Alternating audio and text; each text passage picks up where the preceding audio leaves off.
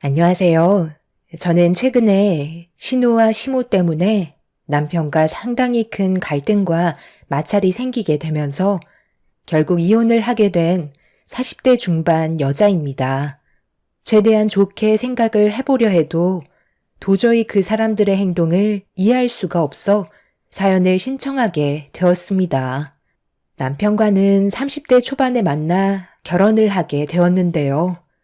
3년 전에 제가 그토록 바라던 청약에 당첨이 돼서 내 집 마련의 꿈이 실현되려 하고 있었죠. 그런데 이 소식을 듣게 된 시댁 집안 식구들이 이상한 말을 늘어놓기 시작했어요. 너무 황당하고 어이가 없어 시모가 물어보는 질문에 대답조차 하지 않았어요. 제가 아무런 반응이 없자 남편이 저를 툭툭 건들면서 시모가 물어보는 질문에 대답하라고 눈치를 주고 있었는데 왜 그렇게 해야 되는 건지 이해할 수 없어 남편을 노려봤지만 그런 저를 오히려 이상하게 쳐다보고 있었어요. 얘, 내 말 안 들리니? 너 청약에 당첨이 됐다면서. 너희들이 지금 살고 있는 집도 충분히 넓고 좋은데 굳이 거길 들어갈 필요는 없잖아. 그래서 나중에 입주할 때 내 딸도 그 시기에 맞춰서 결혼하면 딱 좋을 것 같아서 물어보는 건데 그게 그렇게 잘못된 거야? 대꾸도 안 할 정도로 기분이 상했니? 솔직히 기분이 좋지 않은 건 당연한 거잖아요. 입장을 바꿔놓고 생각을 해보세요. 요즘 청약이 있어도 내 집 마련하기가 쉬운 것도 아닌데 정말 신중히 결정하고 청약을 지원한 건데 그걸 왜 아가씨한테 넘겨줘야 하는지 이해가 안 돼서 아무 말도 하지 않고 있었는데 무슨 말을 듣고 싶으신 건데요? 제가 청약에 당첨이 된 거잖아요. 무슨 말을 하셔도 제 대답은 같을 수밖에 없어요. 지나가는 사람 붙잡고 얘기해 보세요. 어머님이 이상하다고 할걸요? 얘 말하는 것 좀 봐라. 그래서 지금 내가 부탁을 하는데도 받아들이기 싫다는 거야? 너희들은 젊었을 때부터 결혼해서 굳이 청약 필요 없어도 아무 집이나 들어가서 살 수 있을 만큼의 자본금이 있지만 내 딸 미연이는 결혼을 하고 싶어도 그쪽 집안도 준비가 덜 돼서 여러 가지로 어려움이 많은데 네가 어느 정도 양보만 해준다면 미연이도 결혼하는데 좀 더 여유롭게 생활할 수 있게 되는 거잖아. 가족이란 게 뭐야? 서로 어려울 때 도와주는 게 가족 아니니? 가족이요? 저희가 언제부터 가족 타령했었죠? 어머님, 말은 똑바로 하셔야죠. 저희가 지금 살고 있는 집 입주금이 좀 모자라서 그때 도와달라고 부탁하지 않았어요? 그런데 아가씨가 옆에서 자기 나중에 결혼할 때 필요한 자금이라면서 절대 빌려주지 말라고 난리 친 적 있었죠? 안 갚겠다는 것도 아니었고 저희 둘이 맞벌이 하고 있으니까 5천만 원 정도는 시간만 있으면 갚을 수 있는 돈인데도 그것조차 싫으셔서 저한테 등 돌리지 않으셨어요? 그때 저희가 대출도 너무 많이 받아서 어렵게 부탁드린 건데 충분히 도와줄 수 있다는 거 이 사람한테도 다 들었었는데 아가씨가 빌려주지 말라는 말에 두 귀를 닫으셨으면서 제가 청약 당첨되니까 이건 또 욕심 나시나 봐요. 무슨 말을 하셔도 달라지는 건 없으니까 청약 얘기는 그만하셨으면 좋겠어요. 이게 제가 드릴 수 있는 답변이네요. 어머, 새언니, 정말 너무한 거 아니에요? 그때도 제가 오죽 힘들었으면 그랬겠어요. 왜 빌려주지 말라고 했던 건데요? 그렇게 되면 저도 대출을 많이 받아야 하니까 그랬던 거죠. 지금 서로 자금이 없어서 결혼 못하고 있는 거 뻔히 알고 있잖아요. 집 문제만 해결돼도 정말 행복하게 살 수 있을 것 같은데 정말 안 되겠어요? 그 집은 너희들 직장에서 꽤 먼 곳 아니야? 지금 살고 있는 집이 직장과 거리가 가까우니까 그 근처로 이사한 건데 굳이 그쪽으로 갈 필요가 있겠어? 미연이는 네가 청약 당첨된 위치에서 직장이 코앞이라 여건도 딱 좋은데 이번에 결혼 선물로 주면 얼마나 좋겠니? 중도금은 내가 중간에서 해결해 줄 테니까 우리한테 분양권을 넘겨줬으면 좋겠다. 너희들은 그냥 지금 집에서 사는 게 100배, 1000배 좋을 것 같은데 내 말 듣고 서로 좋게 해결 보면 안 되겠니? 더는 시댁 식구들의 말을 들어주고 싶지도 않아 입을 닫아 버렸어요. 자신들이 원하는 답을 내놓으려 하지 않자 얼굴을 붉히면서 남편한테 불만을 털어놓고 있었습니다. 저는 시댁 식구들이 왜 이렇게까지 제가 청약에 당첨이 된 아파트를 본인들이 가지려고 하는지 모르는 게 아니었어요. 청약을 신청했던 지역은 경쟁률이 상당히 높은 곳이라 당첨이 될 확률도 높은 편은 아니었지만 저 같은 경우 모든 조건이 충족이 되어 있는 상태였죠. 물론 직장과는 좀 떨어진 곳에 당첨된 거지만 한 지역에 오래 살았었고 청약을 넣은 기간 또한 오래됐었지만 제일 중요했던 건 저에게는 아이들이 셋이나 있었어요. 그래서 남들보다 조금은 유리한 조건에 속해 있었는지 간절하게 바랬던 청약에 당첨이 될 수 있었죠.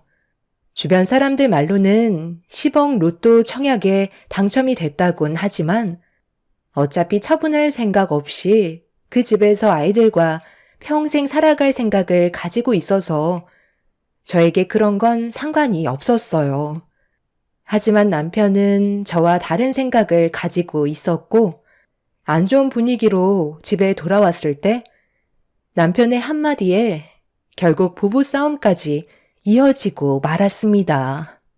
그리고 그동안 쌓였던 불만들까지 전부 다 꺼내서 저에게 상처되는 말들을 쉬지 않고 뱉어대기 시작했어요. 아직 입주할 때까지 시간도 많이 남았는데 꼭 그렇게까지 얘기했어야 돼?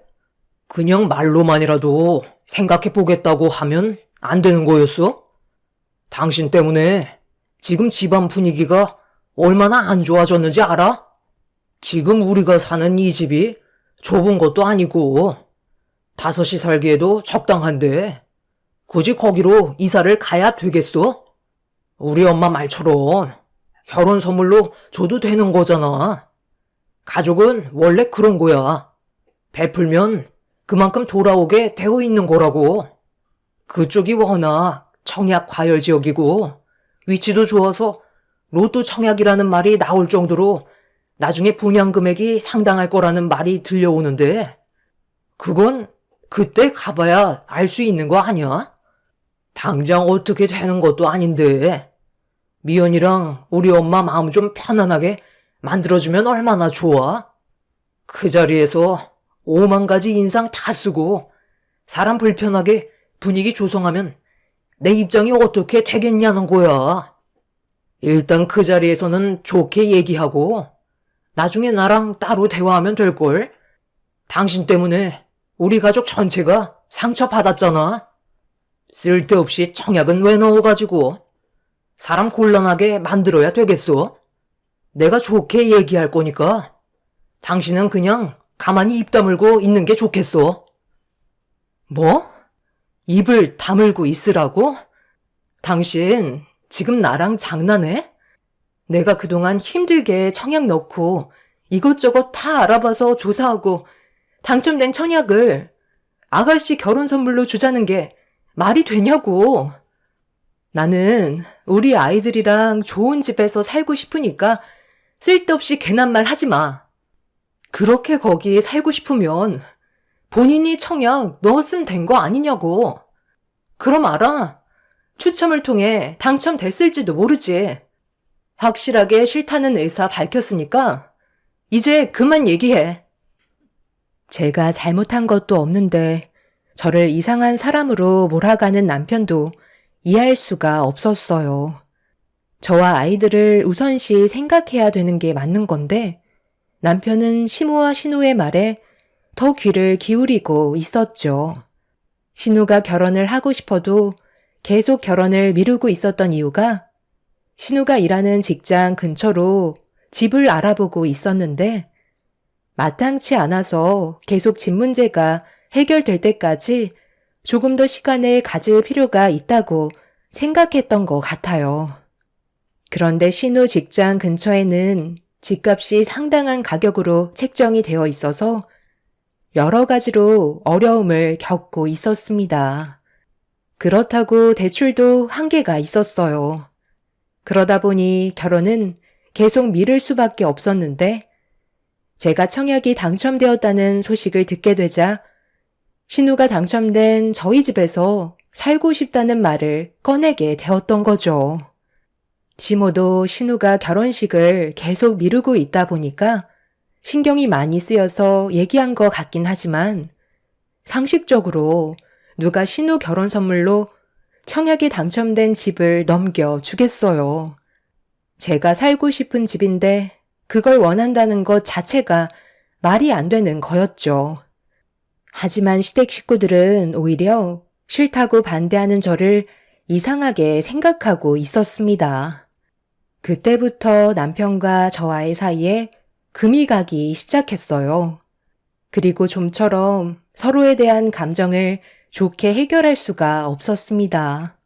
이런 식의 갈등이 지속되기 시작하자 아이들이 보는 앞에서도 자주 싸우게 되는 모습을 보여주게 되면서 저희 가정은 점점 위태로워지고 있었습니다. 저는 그저 좀 더 좋은 환경에서 아이들을 키우고 싶은 마음에 청약을 신청했던 거고 남편도 괜찮을 것 같다고 해서 결정한 건데 전혀 예상하지 못한 일들이 눈앞에 펼쳐지니 어떻게 해결을 봐야 할지 모르겠더라고요. 가족들에게 축하를 받게 될 줄 알았지 분노를 사게 될 줄은 정말 꿈에도 몰랐습니다. 그렇게 냉기가 흐르는 관계 속에 불편함을 가지고 시모가 부르셔서 주말에 어쩔 수 없이 시댁에 들리게 됐는데 거실에 앉아있던 신우가 저를 노려보면서 한마디 툭 던지는 순간 들어오자마자 결국 저도 참아왔던 감정을 터뜨리고 말았어요. 어머, 가족은 생각은 하나도 안 하고 혼자만 잘 먹고 잘 살려는 이기적인 언니 왔어요? 엄마, 저는 이제 그만 나가요. 올케 언니 얼굴 보고 싶지가 않아서요. 아가씨, 지금 뭐라고 했어요? 아무리 불만이 좀 있어도 윗사람한테 그런 식으로 버릇없이 말을 하면 되겠어요? 내가 뭘 잘못했길래 이런 취급을 받아야 하죠? 너도 참, 틀린 말 한 것도 아닌데 왜 이렇게 흥분하고 그래? 오늘 확실하게 얘기 좀 해보고 싶어서 얼굴 좀 보자고 한 거다. 너 청약 당첨된 집에 들어가서 살 거니? 들어가서 살고 싶으니까 청약 신청한 거 아니겠어요? 똑같은 말 반복하고 싶지 않아요. 저는 아이들과 그 집에 들어갈 거고 아가씨한테 줄 생각 전혀 없어요. 그래? 그럼 오늘 너는 이 시간 이후로 내 며느리가 아니다. 무슨 뜻인지 알지? 서로 얼굴 볼 필요 없다는 거야. 중간에서 괴로워하는 내 아들 얼굴 보는 것도 나 또한 힘드니까 나도 이제 그만하고 싶다. 이런 식으로 서로 얼굴 붉히면서 살아봤자 뭐 하겠어? 혼자만 생각하는 이기적인 며느리 나도 보고 싶지 않다. 아, 그래요? 그건 제가 바라는 거였는데 먼저 말씀해 주셔서 정말 감사합니다. 오늘 여기 오는 것도 진절이 나게 싫었거든요. 말이 통하지도 않는 사람들과 함께 살아간다는 게 얼마나 고통스러운 일인지 이번에 뼈저리게 느꼈어요. 그럼 볼일 끝난 거죠? 저도 이런 지긋지긋한 생활 빨리 벗어나고 싶었거든요. 저는 뭐 좋아서 때 되면 어머님 댁에 들리는 줄 알아요? 그동안 제가 말을 안 하고 참아왔는데 명절 때만 되면 온갖 잡일 저한테 다 시키고 힘들게 음식 만들고 있는데 자리 깔고 앉아서 가족이라고 도와주지도 않고 입에만 밀어넣고 있는 아가씨가 정말 마음에 안 들었거든요.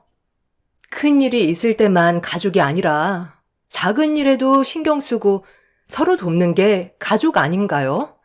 본인들이 원하는 걸 해주지 않았을 때는 가족이 아니라고 얘기하는 것 자체가 잘못된 거죠. 그리고 아무리 가족이라고 해도 해결해 줄 수 없는 것들도 있는 거예요. 인연 끊자고 직접 얘기해 주셔서 정말 감사합니다. 그 말을 간절히 기다리고 있었는데 이제야 속이 후련하네요. 무슨 일이 있더라도 제발 부탁인데요. 오늘 이 시간 이후로 서로 얼굴 볼 일 없었으면 좋겠어요. 그럼 이제 그만 돌아가 봐도 되는 거죠? 당신 지금 뭐 하는 짓이야? 우리 엄마가 서운해서 저러시는 건데 방금 뭐라고 그랬어? 인연을 끊겠다고? 누구 마음대로 인연을 끊어? 이런 식으로 행동하면 더욱더 안 좋아진다는 거 몰라? 설득하고 좋게 풀어나갈 생각은 안 하고 극단적으로 분위기를 이끌어가면 결국 상처만 남을 텐데 당신은 정말 우리 가족이랑 등 돌리고 살고 싶은 거야? 그렇게 되면 나와의 관계에서도 문제가 생길 테고 결국 우리 둘 또한 돌이킬 수 없는 길을 걷게 될지도 모른다고. 그걸 바라는 건 당신 어머님이랑 아가씨 같은데? 그리고 당신도 나랑 헤어지는 걸 원하는 거 아니야? 그래서 지금 이런 식으로 행동하는 거잖아. 청약 문제 때문에 지금까지 계속 서로 얼굴 붉히면서 지내고 있는데 당신은 지금까지 단 한 번도 내 편에 서준 적이 없었잖아. 팔은 안으로 굽는다고 아가씨랑 어머님 편에만 서 있었잖아. 내가 얼마나 지금 난처하고 당황스러운지 알아? 결혼 선물로 아파트를 준다는 게 말이 되냐고. 그렇게 원하면 여건되는 어머님이 어머님 짐 처분해서 해주시던가요. 그러고서 합가를 하시던 하세요. 저한테만 바라지 마시고 아가씨랑 결혼할 남자가 능력이 없으면 다른 남자를 물색하던가. 나처럼 계획을 하고 준비하면 차후에 청약에 당첨될 수 있게 될 텐데 왜 이렇게까지 억지를 부리는지 모르겠네. 차라리 우리 그만하자. 언제까지 이렇게 살 건데? 지금 상황에서 당신과 내가 좋은 관계를 유지할 수 있을 거라 생각해? 아이들을 생각해서 지금까지 참고 살아왔는데 이번만큼은 너무 납득이 되지 않은 모습들을 많이 봐서 그만하고 싶은 생각뿐이야. 당신도 우리의 관계에 대해 진지하게 생각해봐. 나는 지금 이렇게 사는 게 너무 지쳤어. 남편은 제가 하소연을 해도 들어주려 하는 것보단 이해할 수 없다는 표정을 보이며 알아서 하라고 되레 화를 내고 있었습니다. 함께 살아온 세월이 적은 것도 아닌데 제 입장을 이해하지 못하는 남편한테 너무 서운했었어요. 그날 이후 저희 부부의 관계는 회복할 수 있는 길이 보이지 않았고 남편과 각방 생활을 하면서 억지로 하루하루 힘겹게 살아가고 있었습니다. 서로가 말도 안 하고 살아오다 보니 아이들한테도 안 좋은 영향을 계속해서 주게 되니 불안해하는 모습을 보이길래 이것저것도 안 되는 관계에 차라리 하루빨리 정리하는 게 좋을 것 같아 아이들을 재우고 늦은 저녁 방에서 나오지 않는 남편한테 대화 좀 하자며 거실로 불렀습니다.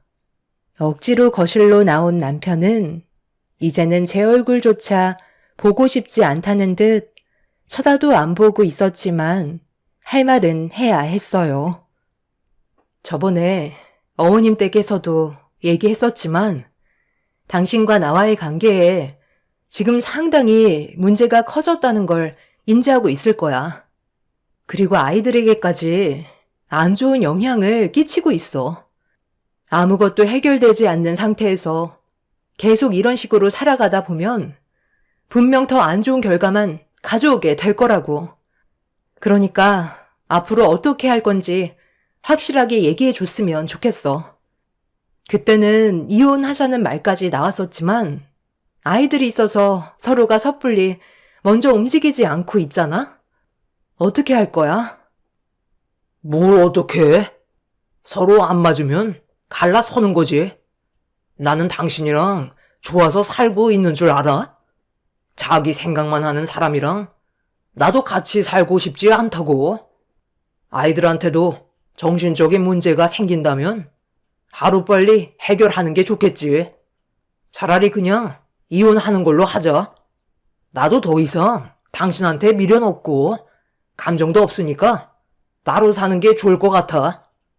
어차피 아이들도 그만큼 컸기 때문에 그게 문제될 거 없잖아. 각자 먹고 살 정도는 벌고 있으니 이혼해도 큰 문제 없을 테고 당신은 청약 당첨된 집에서 아이들 키우면서 살면 되니까 훨씬 편하겠지. 이 말을 듣고 싶어서 지금 나를 거실로 부른 거잖아. 이왕 말 나온 김에 최대한 빨리 이혼하고 갈라서는 게 좋겠다. 나도 이제 내 인생 살고 싶어. 같이 살아보니까 서로 안 맞는 부분들이 너무 많았던 것 같아. 내일 바로 도장 찍으러 가지.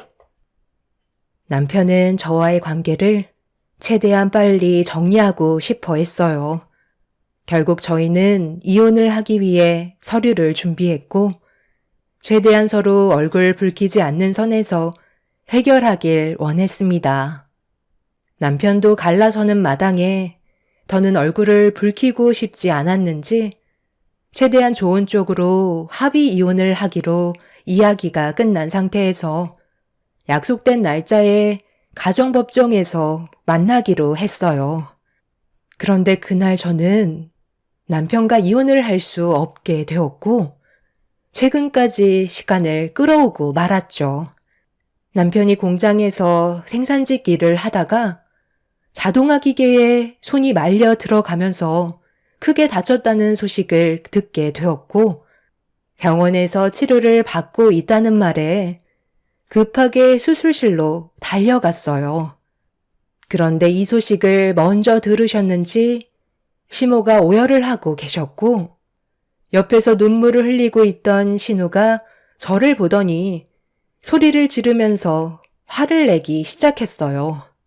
그리고 오열을 하고 계셨던 시모가 저에게 다가와 제 뺨에 손을 올리면서 머리채를 잡더니 남편이 사고가 난 게 전부 다 제 탓이라면서 병원이 떠나갈 정도로 난리를 치셨어요. 이게 다 너 때문이다. 내 아들이 얼마나 신경 쓸 일이 많았으면 사고가 났겠어. 오늘 이혼하려고 약속이 잡혀 있었다며. 내 아들 생산직에서 일을 하는 거 몰라? 시간 내는 게 얼마나 힘든데. 너랑 이혼하려고 그 시간 빼기 위해 정신없이 움직이다가 사고가 난 거잖아. 이 모든 게 다 너 때문에 일어난 일이니까 평생 죄인처럼 내 아들 책임지고 살아야 될 거다. 이혼? 너 입에서 한 번만 더 이혼 얘기가 나오기만 하면 그땐 뼈도 못 추릴 정도로 가만두지 않을 거야. 언니가 그냥 나한테 나중에 분양권 넘겨줬으면 이런 일도 없었을 거 아니에요? 고집만 부리지 않았다면 우리 가족은 행복하게 웃으면서 지낼 수 있었을 거라고요. 아니 세상에, 이게 왜 전부 제 탓이라는 거죠? 저는 가만히 있었는데 먼저 시작한 게 누군데요? 어머님이랑 아가씨 아니에요? 제가 청약에 당첨돼서 아이들과 그이랑 행복하게 살려는 계획을 가지고 있었는데 아가씨가 결혼 선물로 달라는 억지를 부렸잖아요. 어느 누가 선물로 아파트를 넘겨줄 수가 있어요? 능력이 안 되면 그거에 맞게 살면 되는 거지. 눈만 높아서는 새 집은 가지고 싶었나 봐요. 아가씨가 먼저 이런 얘기를 꺼내지 않았다면 절대 이런 일은 생기지 않았을 거라고요. 뭐야? 너 지금 내 딸한테 뭐라고 그랬어? 가족이면 서로 돕기도 하고 손해보기도 하는 거지? 이제 결혼해서 시작해보려는 내 딸한테 그런 식으로 매몰차게 행동한 게 잘했다는 거야? 네가 청약 신청만 하지 않았다면 애초에 내 딸이 그런 말은 꺼내지도 않았을 거다. 너는 평생 죄인처럼 살아야 될 거야. 시모는 흥분을 가라앉히지 못한 채 달려들었고 주변 사람들이 말려준 덕분에 시모와 떨어질 수 있었습니다. 서로의 감정이 격해진 상태라 험한 말이 계속해서 오고 갔어요. 그렇게 몇 시간이 지난 뒤 남편은 수술실에서 나왔지만 상태가 많이 안 좋아 보였습니다. 그동안 함께했던 정이 있어서 그런지 저도 마음이 너무 안 좋았어요.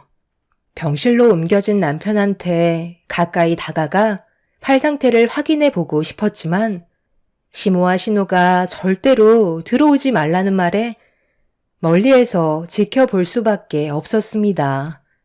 의사의 말로는 롤링에 팔이 빨려 들어가면서 뼈가 전부 다 으스러져 수술하는데 상당히 어려운 부분들이 많았었고 회복을 한다 해도 평생 후유장애를 가지고 살아야 된다는 충격적인 말을 듣게 되었죠.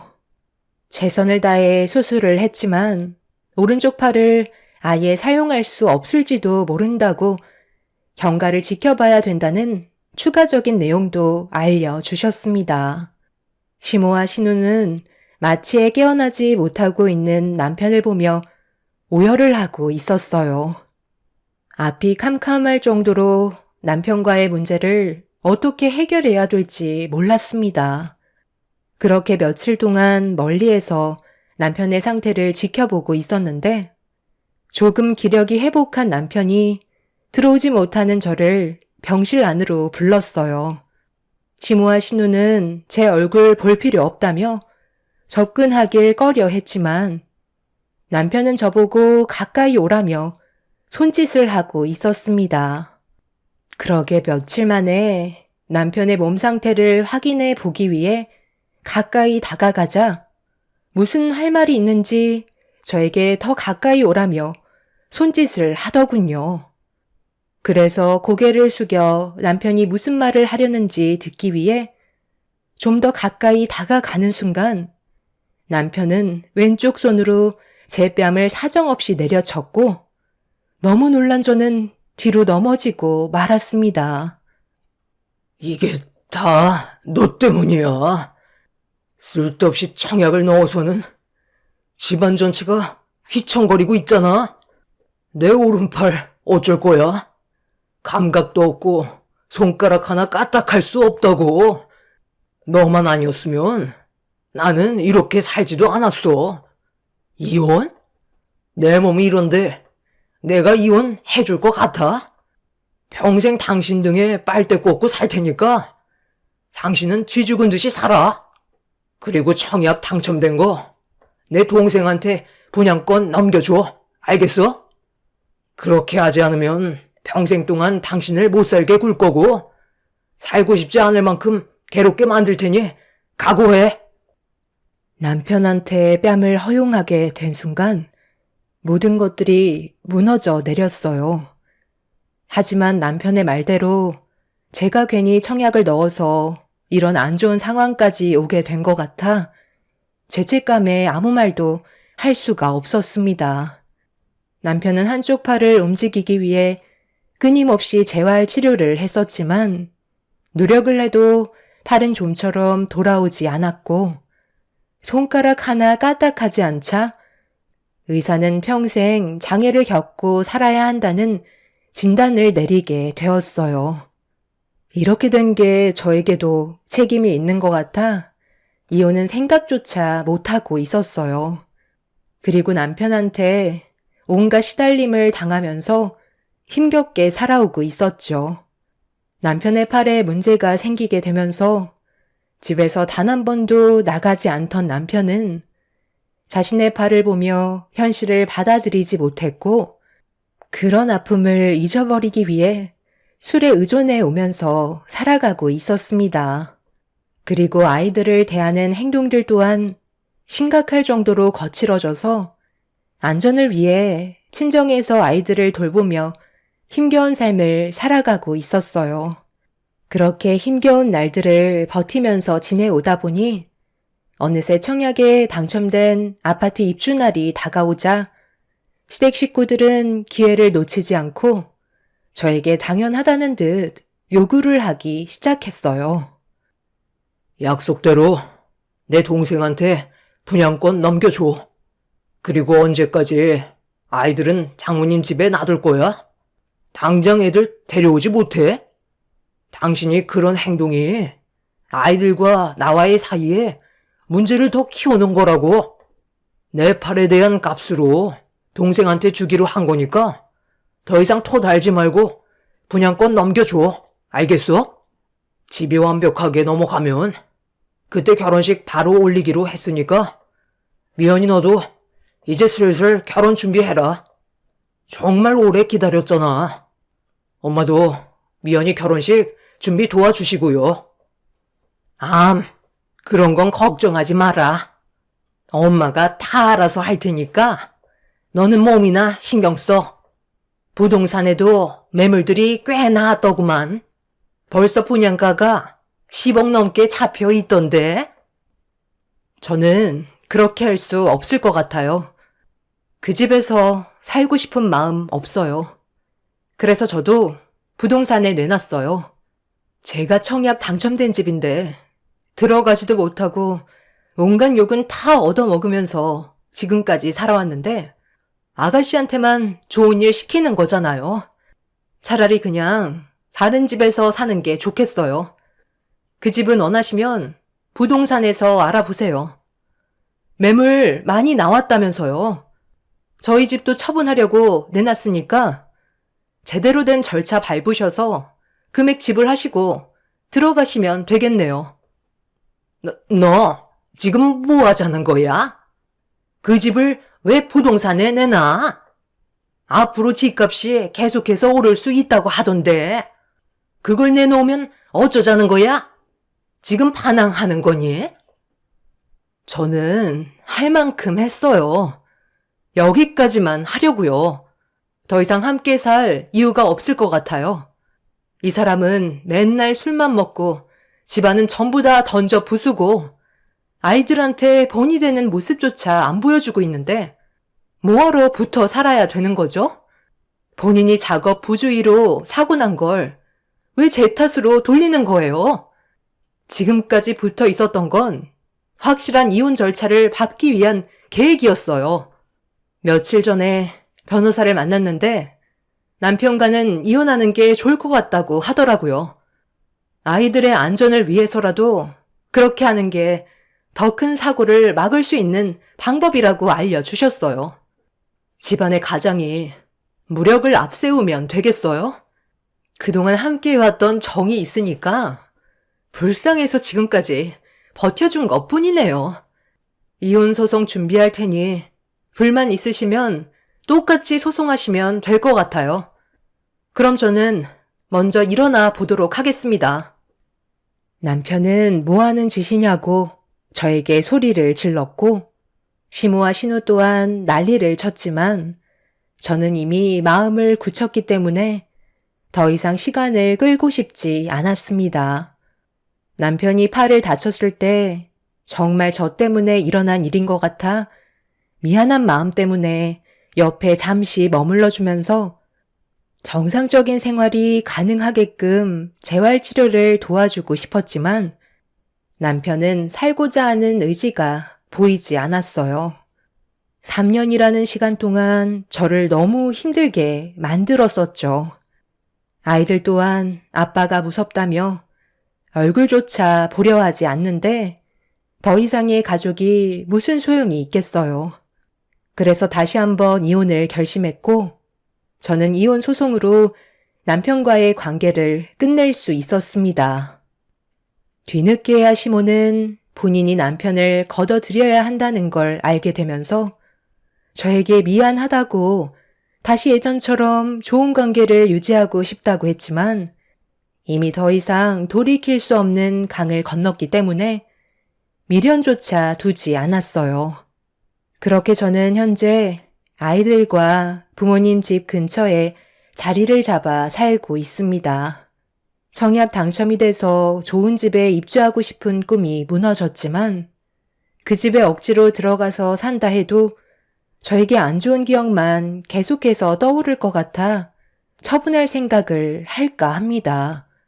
저와 부모님이 도와주셔서 힘들게 중도금을 납부하는 동안 남편은 단 한 번도 집에 대한 기여도를 한 적도 없었을 뿐더러 도와주지도 않았기 때문에 그 집은 온전히 제 몫이라 이혼을 하면서 그동안 함께 벌어 모았던 돈에 대해서만 재산 분할을 하게 되었어요. 제가 처분하려 하자 부모님께서는 청약 당첨된 집을 너무 이르게 처분하는 걸 수도 있으니 일단 가지고 있는 게 좋을 것 같다는 의견을 주셨어요.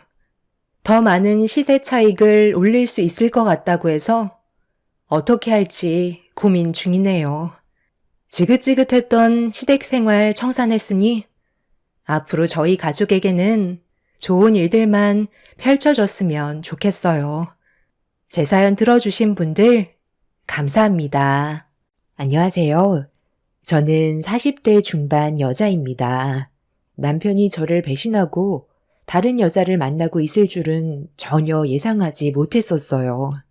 15년의 결혼 생활 동안 한 입을 덮고 살면서 허튼 짓 안 할 거라고 믿었던 남편이 어느 날 건강에 문제가 생기면서 사건이 시작되었습니다.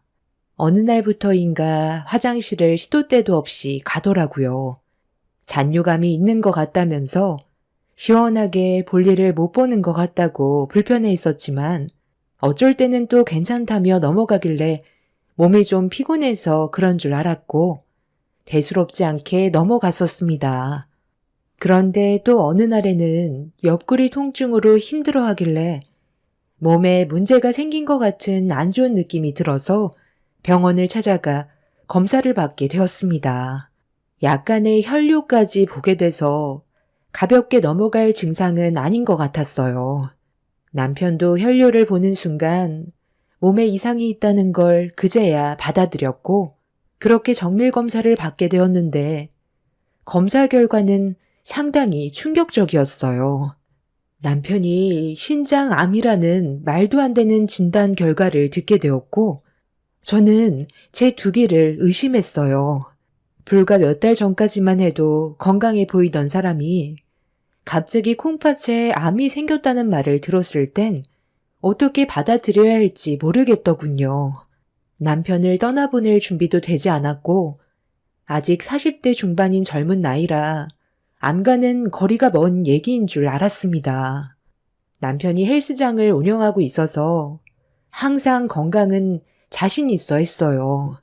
저도 그렇게 생각했었고 누구보다 오래 살 줄 알았는데 초음파 검사 결과에서 보이는 남편의 암은 얼마나 심각하게 진행이 되어 있는지 자세하게 나타나 있었습니다.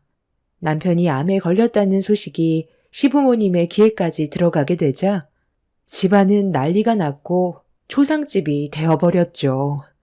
그런데 정말 기적인 건 남편의 암이 다른 장기에는 전이가 되지 않았고 콩팥에서만 자라고 있어서 서둘러 이식을 받는다면 희망은 있다는 말을 들었지만 문제는 공여자를 기다려야 한다는 거였어요. 가족들 중 남편에게 콩팥을 나눠줘야 살아갈 희망을 가질 수 있다는 말을 듣게 되자 시모가 갑자기 제 손을 꽉 잡더니 눈물을 흘렸습니다. 자기 아들이 젊은 나이에 세상을 떠나게 되는 아픔을 겪게 하고 싶지 않다면서 자기보다 먼저 떠나는 건 보고 싶지 않다며 괴로워하셨습니다. 의사는 가족이 이식을 해주는 게 제일 안전한 방법이지만 배우자인 저도 남편에게 이식해 줄 수 있기 때문에 시모는 저에게 부탁을 했습니다. 그때까지만 해도 저 또한 남편을 진심으로 사랑했었기 때문에 신장 이식을 생각하고 있었지만 부모님은 반대를 하셨어요. 아니, 왜 제 딸이 콩팥을 떼어줘야 되는 거죠? 이식자를 기다리던지 아니면 사돈 집안 식구들 중 한 명이 이식을 해주면 되잖아요. 제 딸이 수술대 위로 올라가는 건 제가 반대합니다. 주서방과 결혼했다고 무조건 제 딸이 공여자가 될 수 있는 건 아니잖아요.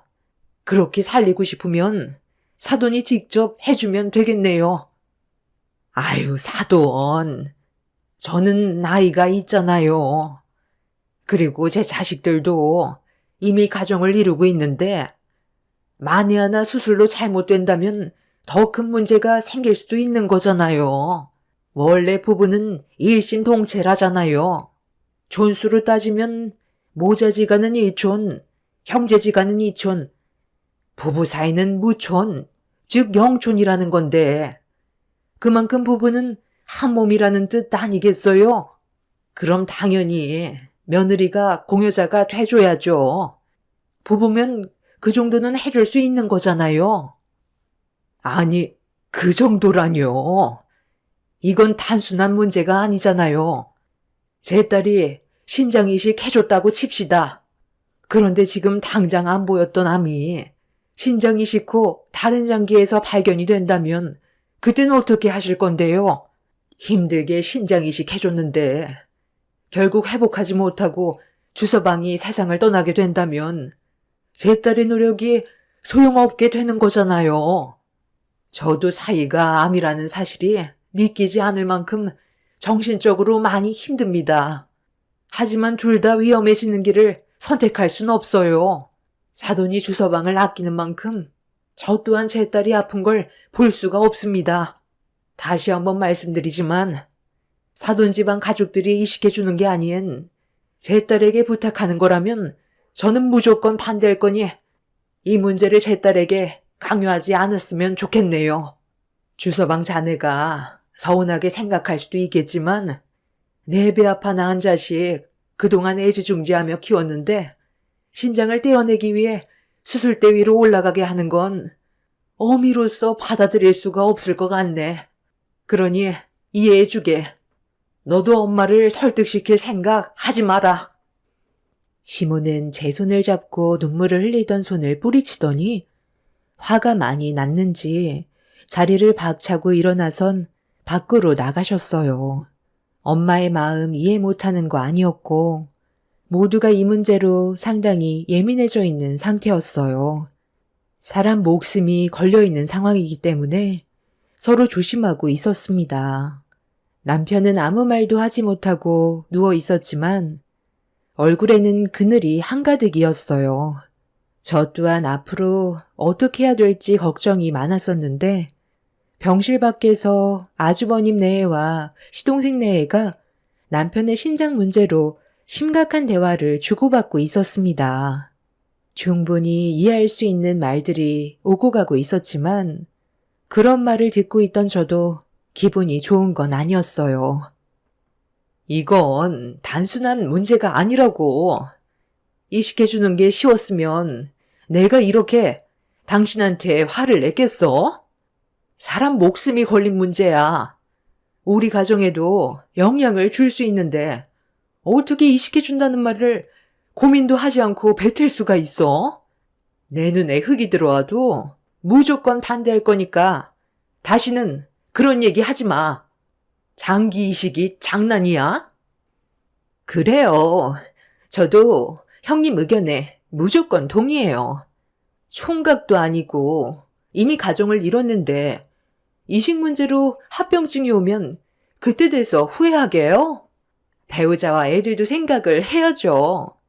당신도 나서서 공여자가 되겠다는 둥 그런 쓸데없는 말 입 밖으로 꺼내지도 마. 둘째 형님이 있는데 왜 당신이 나서려고 그래? 아까 어머님이랑 둘째 형님 어머니랑 싸우는 거 눈앞에서 보고도 이식해 주겠다는 말이 나와? 어머님은 당신이랑 아주버님이 이식을 해주는 것보다 둘째 형님이 직접 나서주길 원하고 있다고. 그리고 그게 제일 리스크가 적은 일인데 왜 일을 심각하게 만들려고 그래? 만에 하나 둘 다 잘못된다 해도 애들은 형님 쪽 친정에서 키워줄 수도 있는 거잖아. 어찌됐든 당신은 나랑 우리 애들만 생각해. 사람 일은 아무도 몰라. 괜히 이식해줬다가 잘못되기라도 하면 내가 가만히 있을 것 같아? 정신 나간 여자처럼 날뛰면서 둘째 형님이랑 아주버님한테 난리칠 거라고. 그런 걸 원하는 건 아니지? 내가 그렇잖아도 신장 이식에 대해 찾아봤거든? 합병증이 정말 많더라고. 공여자도 평생 약을 달고 살 수도 있고 수명도 짧아진다더라. 이식을 받은 사람보다 공여자가 훨씬 힘들어지는 경우도 있대. 그러니까 절대 먼저 나서지 마. 둘째 형님은 본인이 직접 강하게 나서서 이식해 주겠다고 말을 해야지. 이런 심각한 상황에 왜 입을 다물고 있대? 저런 성격 정말 너무 짜증나는 것 같아요. 다들 남편의 신장 이식 문제로 상당히 예민해져 있는 상태였어요. 모두가 가정을 이루고 있으니 당연한 결과였어요.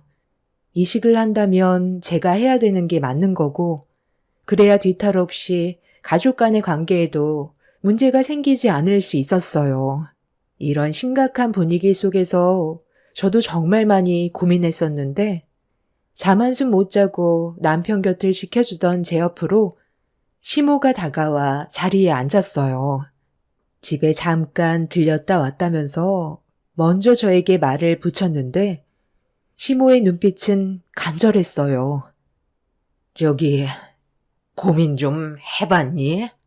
우리 아들 살릴 수 있는 사람은 너밖에 없는 거 너도 잘 알잖아.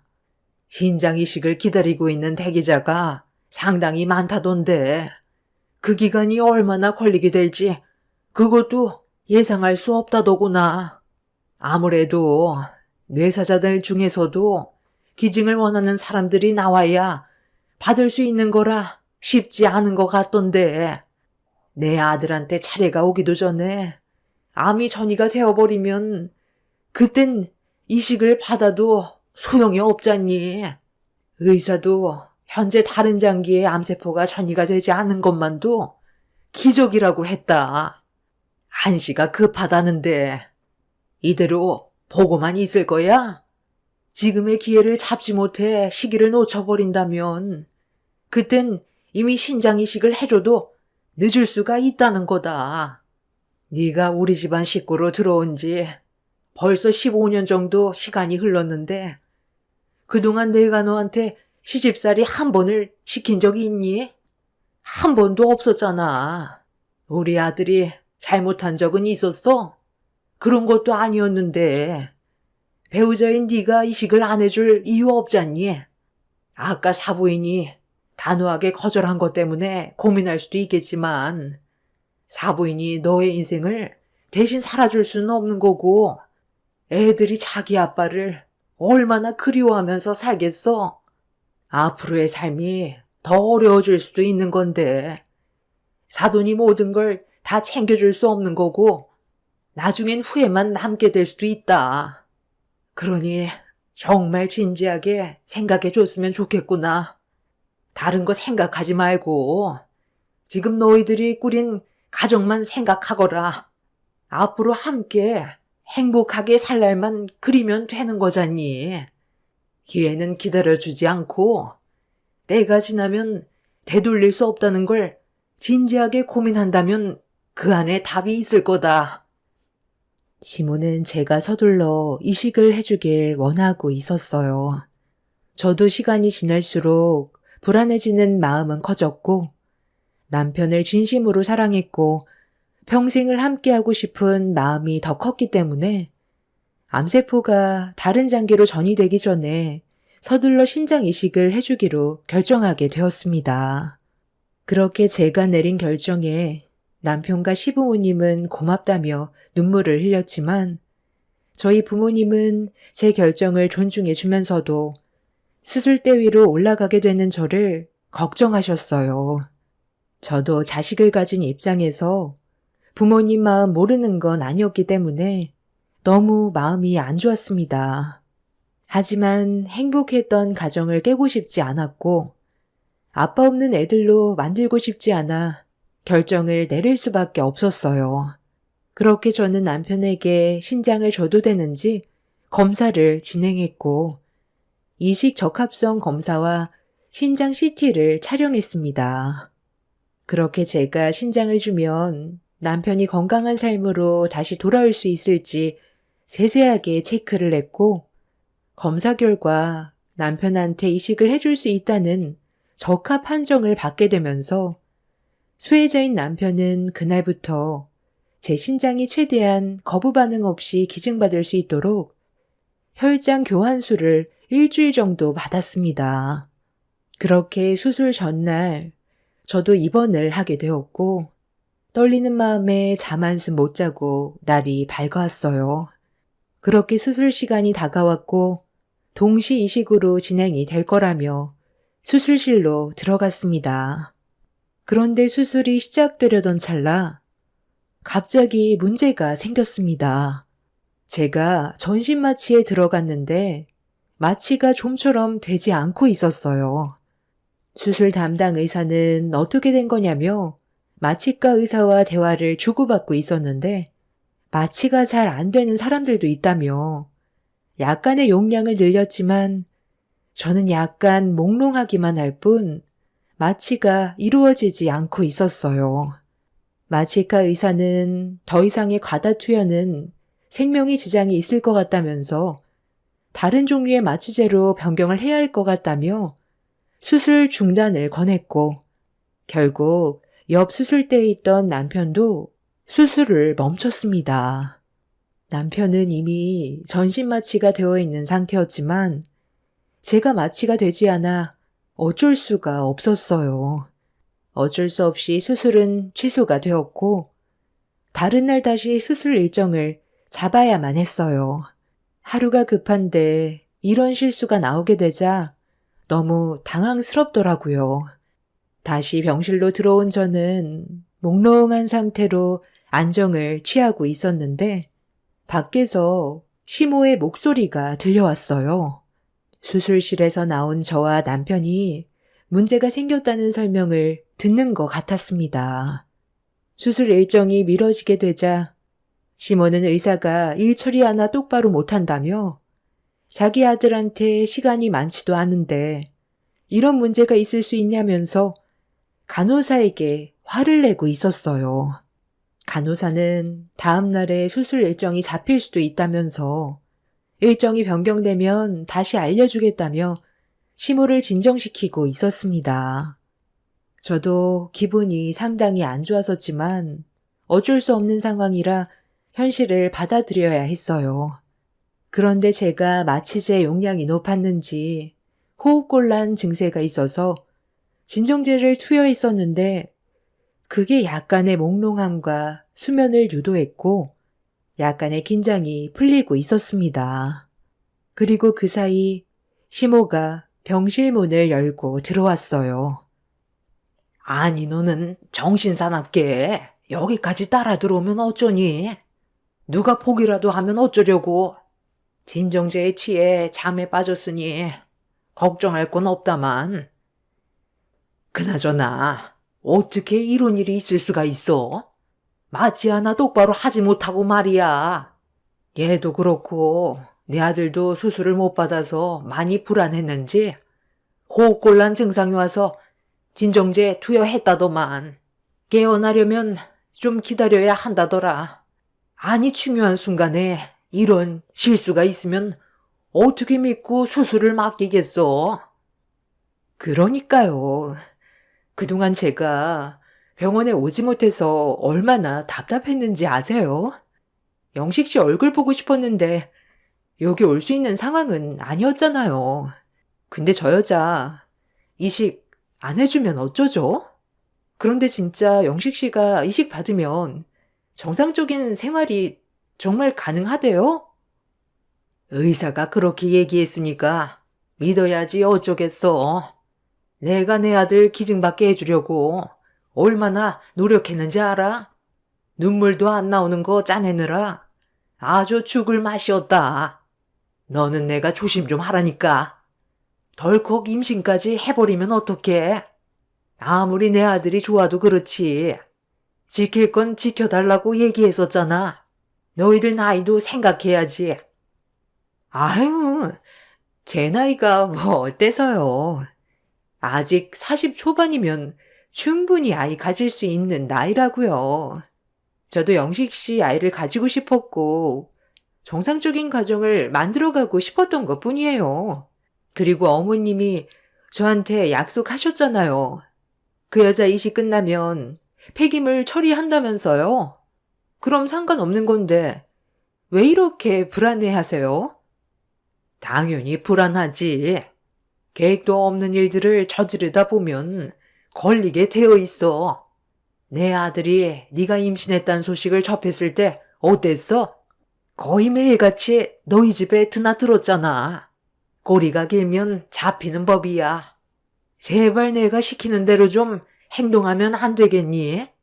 일단 전현 콩팥 떼어낼 때까지는 기다려 달라는 거잖아. 그때 돼서 폐기물 처리해도 늦지 않는데 이런 식으로 행동했다간 죽도 밥도 안 된다. 아무리 내 아들 소식이 궁금하고 보고 싶다 해도 여긴 오지 말았어야지. 불안하기도 하고 걱정돼서 그런 거죠. 신장 이식해주면 저 여자한테 다시 마음이 돌아설 수도 있는 거잖아요. 그럼 저는 낙동강 오리알 신세인데요. 내 아들이 뭐라고 그랬어? 그럴 일 절대 없을 거라고 했잖아. 그만큼 너를 향한 감정이 더 크다는 거다. 신장 이식 받으면 고장난 물건인데 당연히 이혼시켜야지.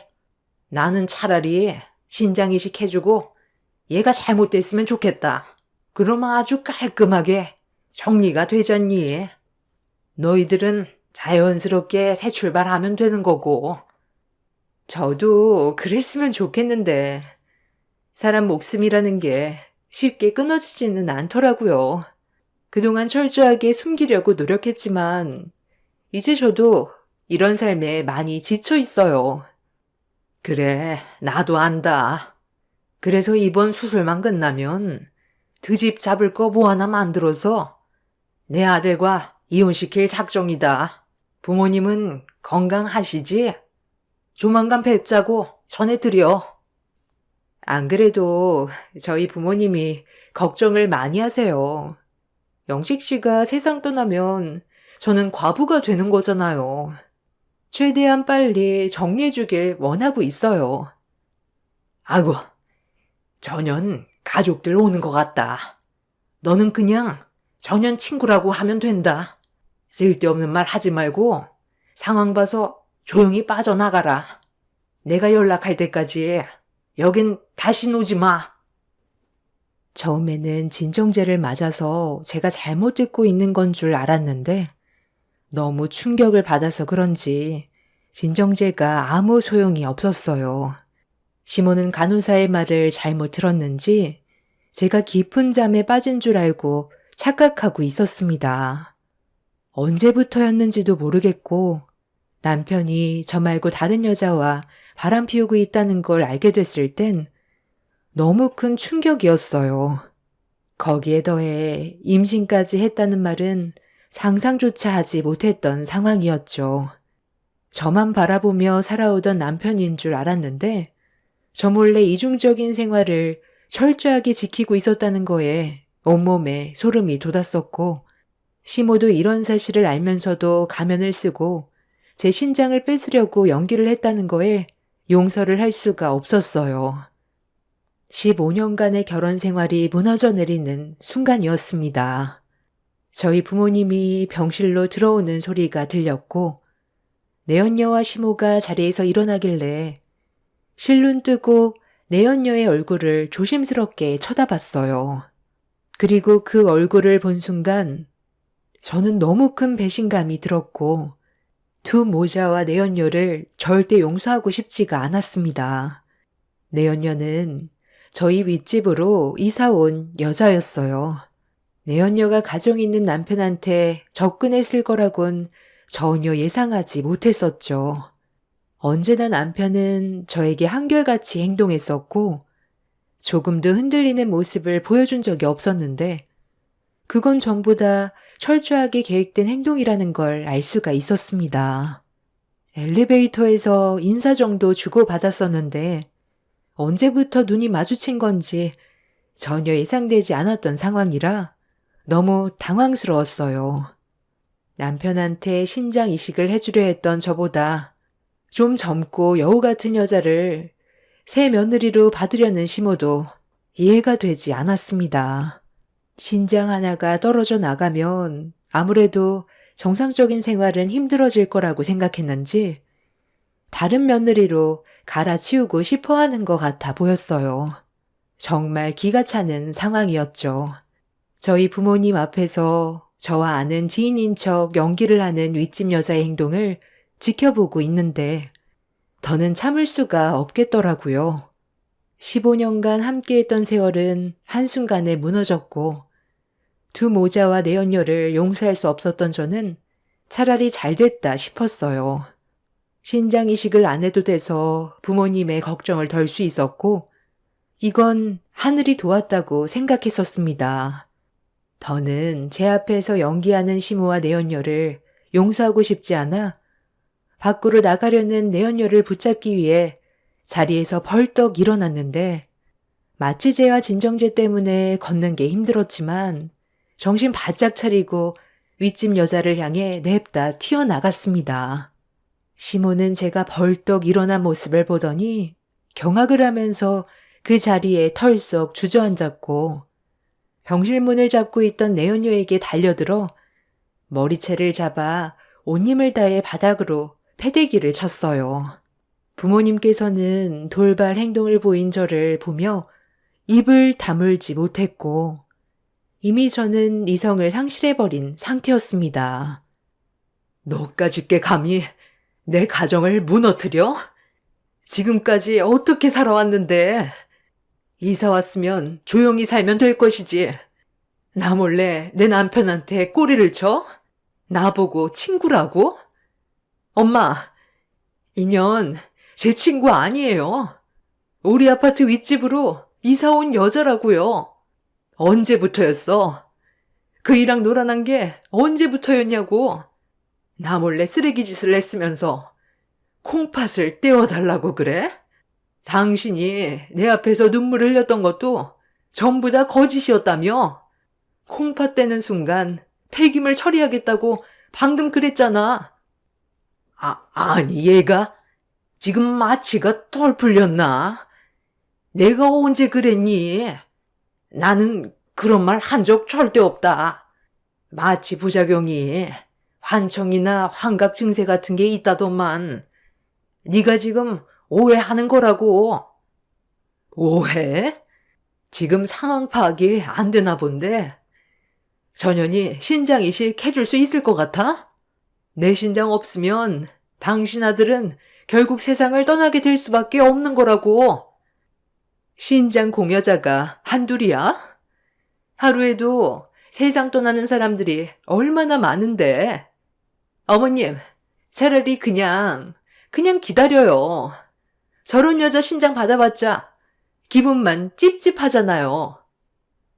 잠깐만. 너 지금 어디 가니? 곧 수술 일정 다시 잡기로 했는데 그냥 가버리면 내 아들은 앞으로 어떻게 하라고. 잠깐만 내 말 좀 들어봐라. 오해가 있다고 했잖아. 나도 처음에 내 아들이 이 여자를 데려왔을 때 하늘이 무너져 내리는 줄 알았다. 그런데 뱃속에 내 아들의 아이까지 가졌다는데 내칠 수는 없잖니. 그래서 잘 거슬려서 조용히 정리할 생각이었어. 워낙 거머리처럼 붙어대길래 상황이 안 좋아질까봐 너 몰래 마무리 지으려고 그동안 숨기고 있었던 거야. 어머머머머, 방금 뭐라고 했어요? 거머리? 지금 나보고 거머리라고 했어요? 내가 접근한 것도 아니고 영식 씨가 나한테 다가온 건데 왜 내 탓을 하는 거예요? 그쪽이랑 사는 게 재미도 없고 지긋지긋하다고 나랑 살고 싶다고 했어요. 나도 그 사람한테 끌려서 이제는 정착하고 싶어서 받아준 것뿐이라고요. 이게 제 잘못은 아니잖아요. 아주 놀고들 자빠졌네. 어차피 상황 파악 끝났고 내가 받은 피해에 대해서는 법적으로 처벌할 테니 다들 각오하는 게 좋을 거야. 평생 후회하게 만들어줄게. 시몬은 자기 아들 좀 살려달라며 저 몰래 내연녀를 정리하려 했다고 끝까지 저에게 거짓말을 하고 있었어요. 반대편 병실에 있는 남편은 이런 상황도 모른 채 마취에서 깨어나지 못한 상태로 누워 있었습니다. 저 몰래 윗집 여자와 놀아났다는 게 너무 화가 나서 당장이라도 남편의 뺨을 내려치고 싶었지만 제 손까지 더러워지고 싶지 않아 그대로 집으로 돌아왔어요. 시몬은 저희 집에까지 쫓아와 뒤늦게 용서를 구하며 신장 이식을 해주길 부탁했지만 이런 상황을 알면서도 눈 감고 새며느리를 드리려 했다는 거에 저희 부모님은 분노하셨고 엄마는 시모의 머리채를 잡아 사정없이 흔들어 바닥으로 패대기 쳤어요. 그날 이후 마취에서 깨어난 남편도 어떤 일이 벌어졌는지 뒤늦게 상황 파악을 하고 저에게 전화가 왔지만 끝까지 받지 않았습니다. 이혼은 절대 안 해주려고요. 남편 앞으로 생명보험이 들어져 있거든요. 뇌사자 신장이식 기다리는 데만 최소 6개월에서 1년 이상 걸린다고 했는데 남편은 당장 이식을 받지 못하면 몇 년 버티기 힘들 것 같다고 하더군요. 그냥 이혼하지 않고 기다린다면 남편의 재산과 생명보험 제 몫으로 돌아오는데 끝까지 기다릴 생각입니다. 그리고 지금 내연녀를 상대로 소송 중에 알게 된 건 뱃속에 있는 아이가 그년 전 남편의 자식이라는 것도 밝혀졌어요. 내연녀는 전 남편에게 버려진 상황에서 아이를 가졌다고 알렸는데도 거들떠 보지 않자 앞으로 먹고 사는 게 막막해 남편이 엘리베이터에서 친근하게 인사를 하며 다가온 모습이 자기에게 호감 표시를 하는 것 같다고 생각했는지 임신한 사실을 숨긴 채 작업을 했던 거였죠. 그러면서 자연스럽게 남편의 헬스장까지 다니며 홀리고 그리고 그런 유혹에 남편은 윗집 여자의 계획에 넘어가 잠자리까지 하게 되었고 이 일로 인해 자기 자식을 임신한 줄로 착각하고 있던 거였습니다. 만약 제가 마취가 정상적으로 되었다면 남편한테 신장을 이식해준 뒤 폐기물처럼 버려졌겠죠. 정말 생각하고 싶지도 않은 불행의 길을 걷게 될 수도 있었다는 걸 생각하니 온몸에 소름이 돋았어요. 이 사실을 알기 전에는 남편과 평생 행복하게 살고 싶었는데 지금은 남편이 하루라도 빨리 세상 떠나길 손꼽아 기다리고 있습니다. 이혼하지 않고 병들어가는 걸 지켜보는 게 최고의 복수 같아요.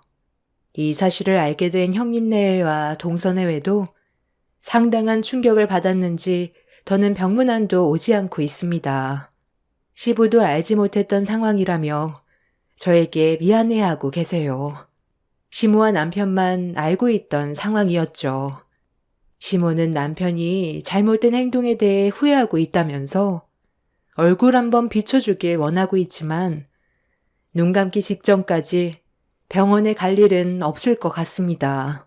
그리고 최근에 동서에게 듣게 된 소식은 남편은 암세포가 전이되기 전에 신장을 기증받을 수 있는 기회를 놓쳐버려 폐와 여러 장기에 전이가 돼서 좀 더 삶이 단축될 것 같다는 소식을 듣게 되었습니다. 사랑이 분노로 바뀌는 건 한순간인 것 같네요. 어떻게 바람을 피워놓고 뻔뻔하게 제 신장을 떼어주길 바랬는지 오만정이 다 떨어져서 그런 말을 들었는데도 제 감정에는 어떠한 변화도 없네요. 15년간 함께 살아왔던 삶이 후회되지만 제가 선택한 삶이니 어쩌겠어요. 현실을 받아들여야겠죠. 남편이 떠나면 생명보험으로 3억 정도 나오는데 거기에 더해 그동안 쌓아왔던 재산으로 제 아이들 잘 키우며 살아가려고요. 이게 최선의 복수 같아요. 제 사연 들어주셔서 감사합니다. 안녕하세요. 예쁜 딸자매를 둔 엄마이자 여성입니다. 제 삶을 되돌아봤을 때 참 후회되진 않는 삶인 것 같아요. 지금부터 제 이야기를 들려드리려고 합니다. 옛 시절이 모두 그러하듯 어려운 형편에 간신히 중학교만 졸업한 채 지금의 남편을 만났어요. 남편도 어려운 집안의 장남이었고 줄줄이 남동생이 2명이나 딸린 장남이었죠. 병든 노모와 어린 시동생들까지 걷어가며 살았어요. 그 시절이 힘들기도 했지만 참 보람찬 시절이기도 합니다. 남편은 공장에서 밤낮 없이 일을 하는 직원이었고 저 역시도 집안 살림을 하며 간간히 살림의 보탬이 되고자 부업을 여러 가지로 했습니다. 동네에서 아주 억척이 같다고 소문이 자자했었죠. 하지만 딱 하나 남편만 보고 선택한 결혼이었기에 제 선택에는 후회는 없었어요. 그냥 열심히 살아가자에 목표를 두었죠. 아유, 선희 엄마는 진짜 억척스럽다니까. 그렇게 늙은 시어머니 모시고 시동생들 줄줄이 학교 보내고 안 힘들어? 그냥 내 운명이려니 하지 뭐. 안 힘들다면 거짓말인데 그래도 열심히 살아야 나중에 좋은 일이 일어날 거라고 믿어. 그래도 선희 엄마처럼 사는 게 쉬운 줄 알아? 요새 누가 그렇게 노모에 줄줄이 시동생들까지 모신다고. 아유, 하여간. 복 받을 거야. 그러니까 조금만 힘내. 나중에 나이 들면 다 복이 돌아올 거니까. 난 죽었다가 깨어나도 선희 엄마처럼은 못 산다니까.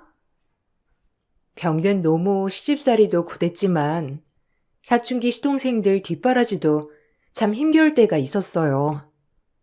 하지만 제 동생들처럼 살뜰히 여겼습니다. 이 집에 시집 온 이상 내가 할 도리라고 생각하며 말이에요. 그렇게 저의 제2의 인생이 시작되고 있었죠. 친정 부모님은 가뜩이나 가난한 제가 더 못 사는 집에 시집 가는 걸 극도로 반대했지만 남편의 인품을 보고 한 번에 허락해 주셨어요. 그 정도로 없는 집에 올곧은 성품을 가진 남편을 친정에서도 참 마음에 들어 하셨죠. 저 역시 힘든 생활이었지만 남편을 믿고 시작했습니다. 힘든 생활이었지만 늘 나 먼저 생각해주는 남편이었기에 고단한 생활도 버틸 수 있었던 것 같아요. 그런 세월이었어요. 예, 오늘은 국수가 먹고 싶은데 이따 국수 좀 삶아서 줄래? 애들도 학교 갔다 올 때 됐는데 국수 좀 삶으렴. 아, 국수가 다 떨어져서요. 오늘은 식사하시고 제가 내일 국수 사다가 국수 삶아드릴게요. 오늘은 그냥 진지 드세요. 뭐야? 너 내가 늙고 병들었다고 무시하는 거냐? 시애미가 국수가 먹고 싶다면 국수를 삶아야지. 왜 말이 많아? 그런 식으로 네 마음대로 하려거든. 이 집에서 보따리 싸들고 나가. 안 말린다. 좀 있는 집 며느리가 들어왔으면 나았을 텐데. 하필 만나도 없는 집 며느리를 골라서. 하여간 우리 정수 팔자 진짜 세다 세. 잔말 말고 국수 삶어. 이따 국수 올려라. 아? 어머님, 어떻게 막무가내로 국수를 삶으라고 해요. 국수가 없는 걸. 오늘은 그냥 드시고 제가 내일 삶아드릴게요. 네? 시어머니는 병도 들고 많이 노쇠하셨지만 기운만은 까랑까랑했어요. 무조건적으로 부잣집 며느리를 들였으면 훨씬 나았을 거라고 제 앞에서 늘 그런 막말도 서슴지 않았죠. 처음엔 상처도 받았지만 저도 이 생활에 익숙해지니 시어머니가 아닌 친엄마처럼 말대꾸도 하고 그러려니 하게 되더라고요. 이렇게 전 이 집안에 스며들고 있었습니다. 그러던 어느 날 노쇠한 시어머니가 병환으로 쓰러졌어요. 원래도 몸이 약하셨지만 미끄러운 곳에서 넘어져 그때부터 거동도 못하시게 된 거죠. 어머님이 아프시니 집안 도련님들과 남편의 걱정이 이만저만이 아니었어요. 저 역시도 마찬가지였고요. 그때 더 힘겨운 시절이 되었어요. 아, 어떡하냐. 엄마까지 절이 되시고 가뜩이나 집에서 힘든데 더 힘들어지겠네. 선이도 봐야 하고 엄마까지. 못 사는 집에 시집와서 병든 엄마까지, 그리고 줄줄이 시동생들. 내가 너 볼 면이 안 손다 진짜. 미안해. 앞으로 더 힘들어질 거야. 아니야. 이미 다 예상하고 결혼한 거잖아. 너무 그렇게 미안해하지 마. 당신 선택할 때부터 도련님들도 내 동생이라고 생각했고, 어머님 뭐 나이도 많으시고 몸 안 좋으신 거 다 알고 결혼한 거니까. 그러니까 우리 조금만 더 힘내서 버텨보자. 알겠지? 지금 내가 너한테 당장 뭘 해줄 순 없지만 나중에 정말 행복하게 해줄게. 그러니까 조금만 더 참고 힘내자. 당신 믿어. 그러니까 너무 죄책감 갖지 마. 당신 부모님이면 내 부모님이고 당신 동생들이면 내 동생들이니까. 알겠지? 남편의 말대로 더 힘들어졌죠. 거동이 불편한 시어머니는 매번 화도 많이 내시고 본인 뜻대로 안 되니 더욱더 성격이 와일드해져만 갔습니다. 어린 딸까지 돌봐야 하고 도련님들까지 돌봐야 하는 통에 정말 하루 24시간이 모자란 하루였어요. 그래도 내 엄마처럼 모셨습니다. 다투기도 하고 울기도 하고 그렇게 8년을 병간호를 했어요. 8년 동안 정말 많은 일이 있었죠. 예전에도 까랑까랑하신 어머님이었지만 몸이 더 불편하고 난 뒤에는 오히려 더욱더 화만 내시더라고요. 그것이 힘들었어요. 이거 먹기 싫다고 했지? 너 내가 맛있는 거 올리라니까 왜 맨날 나물들만 올리는 거야? 진짜 내가 이러니까 너한테 뭐라고 하는 거다. 우리 아들이 벌어온 돈으로 닭이 딸내미 입에 쳐넣냐? 아주 내가 우습지? 말 좀 해봐. 말해. 말이 되는 소리를 해요, 어머니. 어머니 아무리 말해도 전 어머니 몸에 좋은 걸로 올릴 거니까 그리 아세요. 의사 선생님이 어머니 당뇨도 있어서 이렇게 드셔야 한다고 했죠? 그러니까 군말 말고 드세요. 저도 편하게 고기 하나 올리고 싶네요. 그리고 식구입이 좀 많아야죠. 어떻게 먹고 싶은 걸 다 먹고 살아요. 그냥 제가 차려드린 거 다 드시고 나중에 좀 수치 내려가면 그때 해드릴게요. 천하의 쌍년. 이제 내가 아주 만만하다 이거야. 참나. 심이 말을 무슨 개똥으로 알고. 에휴, 우리 정수도 이거 아니야? 당연하죠. 어머니 아들도 다 아는 얘기니까 그냥 그러려니 하세요. 어쩔 수 없어요. 조금이라도 건강히 사시려면. 아휴, 어쩌다 내가 저렇게 막무가내 못돼 처먹은 며느리를 얻었는지. 동네 사람들이 너 효부인 줄 알지? 웃기지 말라 그래. 이렇게 집에서 나한테 하는 거 보면 사람들이 다 손가락질 할 거다. 이 나쁜 년. 아이고, 불쌍한 내 신세. 어쩌다 이렇게 됐는지. 항상 까랑까랑한 어머님은 늘 욕을 서슴지 않았지만 어느새 그것도 익숙해져서 그냥 그러려니 하고 들리더라고요. 그렇게 병간호를 하였고 어머님은 병간호를 한 지 8년째 되는 해에 돌아가셨습니다. 제 손으로 똥오줌도 다 받아냈고 결혼 후 쭉 제 손으로 모신 어머님이 돌아가셨을 때 눈물이 엄청 나더라고요. 돌아가시기 직전 어머님께서 해준 말로 인해 더욱더 후회와 눈물만 앞섰습니다. 그런 저를 도련님들과 남편이 많이 위로해 주었고요. 제일 슬픈 일이었죠. 돌아가시면서 마음이 후련할 거라고 생각했지만 막상 돌아가시게 되니 제가 못해드린 것만 생각이 나더라고요. 당뇨고 뭐고 한 끼라도 더 드시고 싶은 걸 해드릴 걸. 그저 하고 싶은 거 하루라도 더 하게 해드릴 걸. 이런 후회 말이에요. 정말 서글펐어요. 이제 내가 얼마 못 살 것 같은 예감이 든다. 너 참 고생 많았지? 그동안 내 짜증에 화해. 몸이 마음대로 안 되니까 얼마나 화만 나던지. 가장 만만한 너한테 내가 화풀이 한 것 같아 제일 미안해. 나 용서해 줄 거냐? 용서 안 되겠지? 맨날 욕만 했는데. 왜 그런 말씀을 하세요? 저도 어머니한테 죄송하죠. 그러니까 오늘도 이겨내시고 또 저랑 싸우면서 살아가셔요.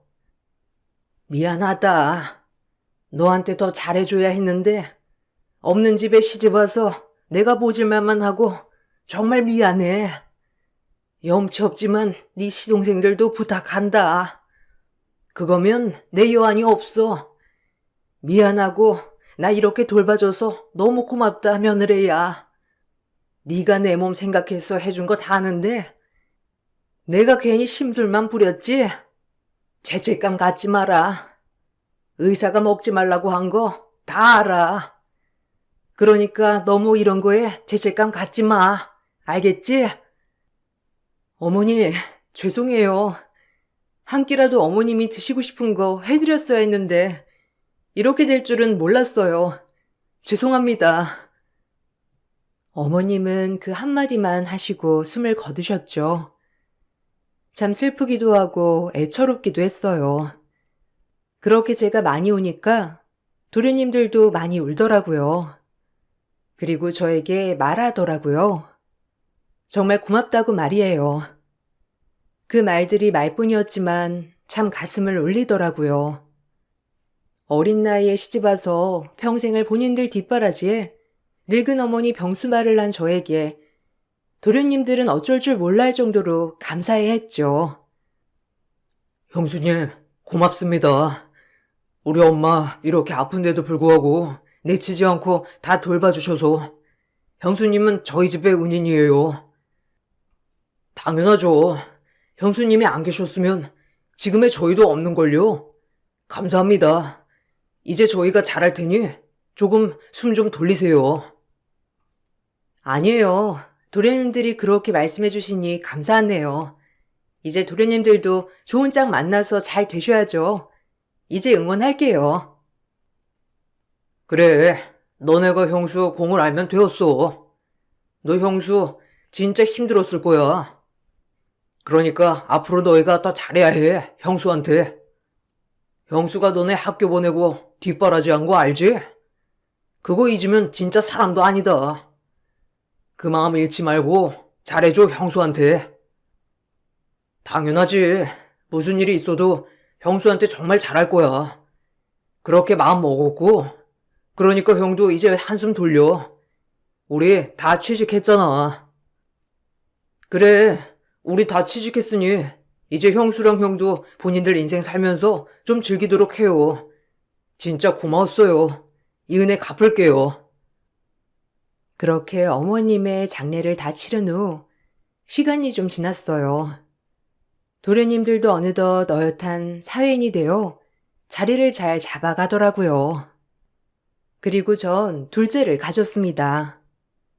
첫째와 나이 터울이 좀 있었지만 혼자 있는 딸보다 그래도 동생이 있으면 좋겠다는 생각에 둘째를 낳았죠.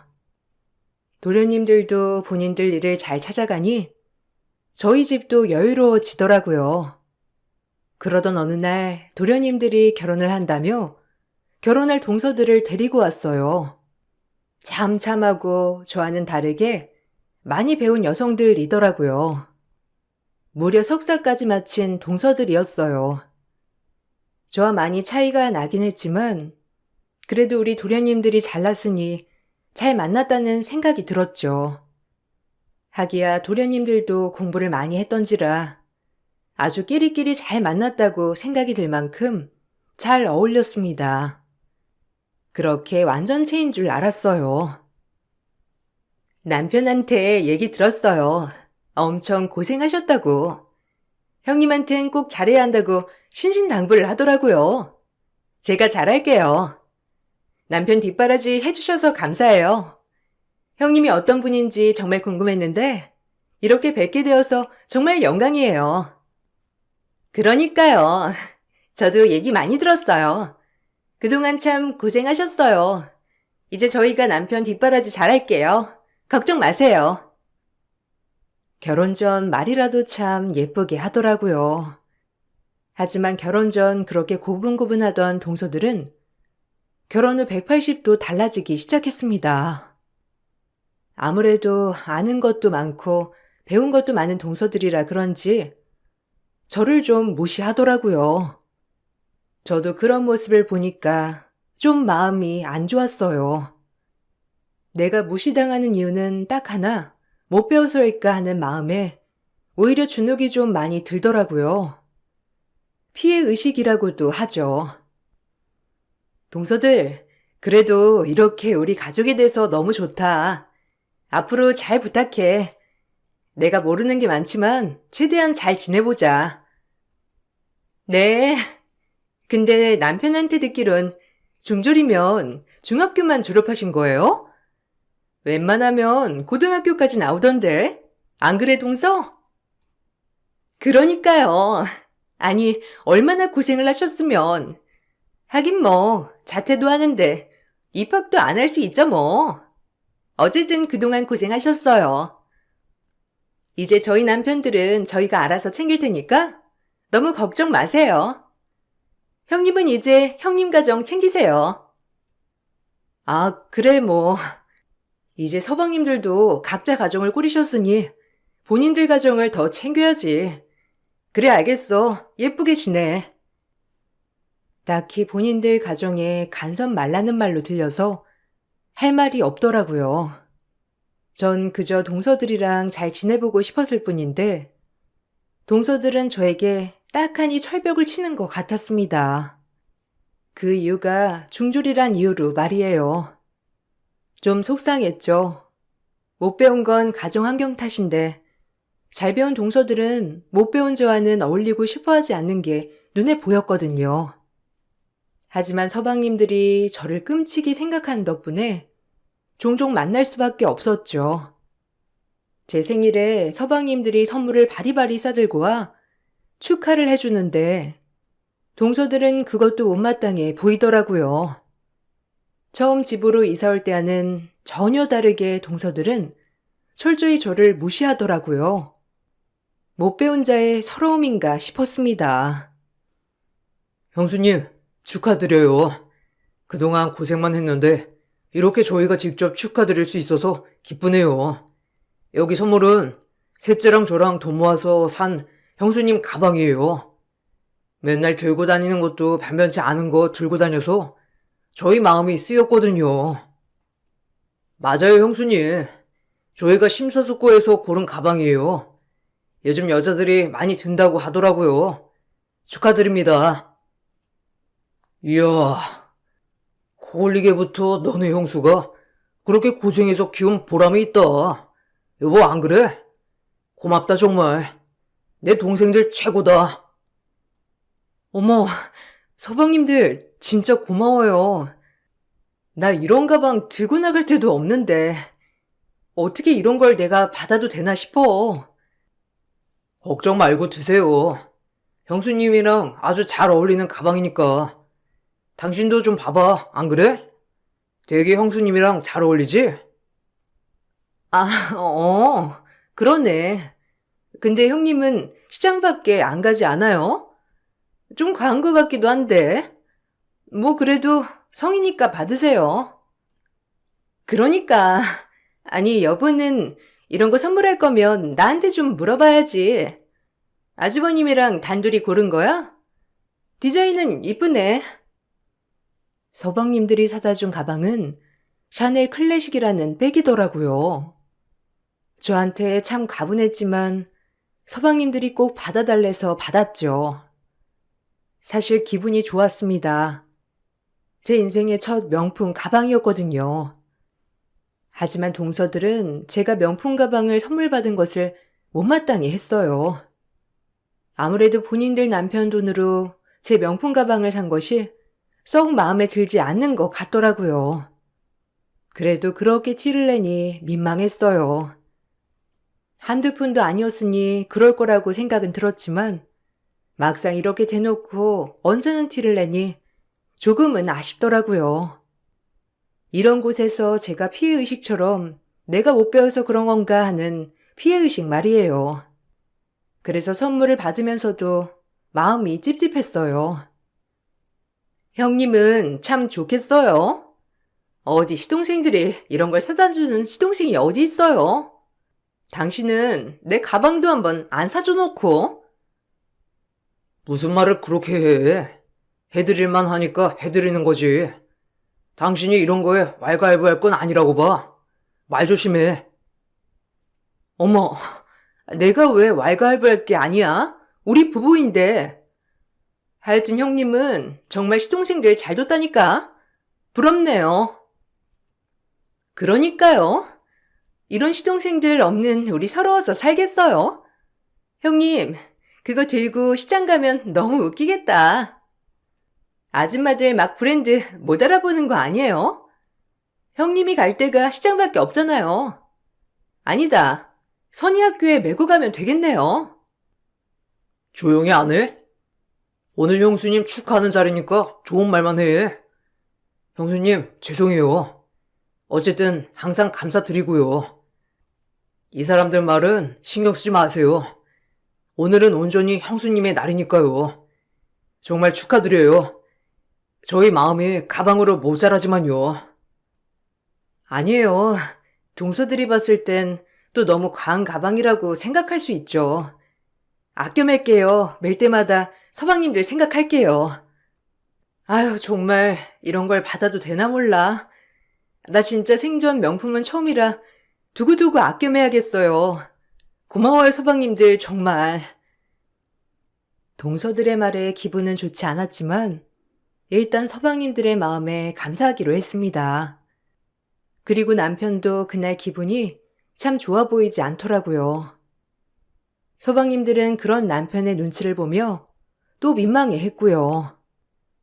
괜히 내 생일에 분란만 일으킨 것 같아서 마음이 좋지 않았죠. 오히려 집에 가서 서방님들이 동서들한테 쥐잡듯이 잡히지 않았나 하는 마음에 불편하기 짝이 없었습니다. 파티가 끝이 나고 남편은 조용히 제 마음을 달래주더라고요. 아무래도 동서들의 행동에 본인도 마음이 좋진 않았던 것 같아요. 아까 많이 얹어놨지? 형이라고 큰 소리 한번 못 냈네. 재수씨들 말 너무 귀담아 듣지 마. 당신한테 최고로 어울려. 그리고 이것보다도 더 많은 걸 받아도 되는 사람이야. 내가 해주지 못해서 미안해. 다음엔 내가 더 좋은 거 해줄게, 여보. 에이, 아니야. 그냥 동서들은 아무래도 많이 배운 사람들이니까 그냥 나랑은 결이 다르다고 생각하나 봐. 그러려니 해야지. 하나하나 따지고 들면 서방님들이 얼마나 고달프겠어. 안 그래? 이해해. 그냥 서방님들만 잘 살면 난 그걸로 좋게. 그렇게 그냥 모든 욕심을 버리고 좋은 게 좋은 거라고 생각하며 살았어요. 나이 차이 많이 나는 동서들이지만 최대한 부딪히지 않으려고 애도 썼고요. 그런데 그냥 좋게 넘어가려고 하는 저에게 동서들은 정말 못 참을 만큼 선을 넘더라고요. 화가 많이 났죠. 한 달에 한 번 가족 모임이 있는데 그날 전 두고두고 쌓였던 게 폭발하고야 말았습니다. 절 그냥 대놓고 무시하더라고요. 제가 좀 늦었죠? 일 끝나고 오느라. 아우, 밖에서 사 먹어도 되는데 꼭 집에서 밥 먹으려고 하신다니까, 형님은. 그러니까요. 요새 누가 집에서 모이나요? 그냥 밖에서 후딱 먹고 헤어지면 그게 더 편한데. 아무래도 형님이 일을 안 하셔서 이 직장인의 노고를 모르시나? 아니면 말고요. 어쨌든 음식 장만은 다 하신 거예요? 어머, 많이도 안 했네. 서방님들이 워낙 집밥 좋아하시잖아. 매번도 아니고 이럴 때 아니면 얼굴도 언제 보겠어. 이제 다 각자 뿔뿔이 흩어져 사는데 이 정도는 해야지. 다음 달부터는 그럼 나가서 먹자. 동서들 힘들다고 하니까. 오늘은 그냥 준비했으니까 먹고. 본인들 힘들다는 말에 어이가 없었지만 얼굴 붉히고 싶지 않아 참았어요. 그리고 요즘 사람들이 밖에서 먹는 걸 워낙 선호하기도 하니 그냥 그러려니 했죠. 그러다 동서들에게 나무를 못 치는 방법을 설명해주고 있는데 절 그냥 대놓고 무시하더라고요. 내가 다른 건 다 해놨는데 동서 그거 하나만 묻혀줄래? 요거 나물 무치는 거는 국간장 한 스푼에 조물조물 무치고. 어머, 이런 거 모를까 봐요? 원래 머리 좋은 사람들은 요리도 머리로 하는 거예요. 형님이야 이런 걸 다 몸소 체험하셨겠지만 요새는 그냥 머리만 있으면 하는 게 요리라니까요. 아휴, 누가 나물 무치는 거 몰라서 그럴까 봐요? 그러니까요. 무식하게 왜 나서요, 나서길? 저희가 다 알아서 할 거니까 그냥 보고만 있으세요. 다른 거 준비하시던가요. 지금 뭐라고 했어? 무식? 아니, 동서들 말을 무슨 그렇게 해? 내가 그동안도 참았는데 결혼 전에 그렇게 나보고 훌륭하다느니 고맙다느니 다 거짓말이었어? 어떻게 대놓고 사람을 무시할 수 있어? 중졸이 그렇게 무시당할 건가? 서방님들도 동서들이 이런 인성인 거 알아? 사람이 석사까지 하면 뭐해? 마인드가 초절도 안 되는 인간들인데 안 그래? 어머, 초졸이라뇨? 피해의식 있으세요?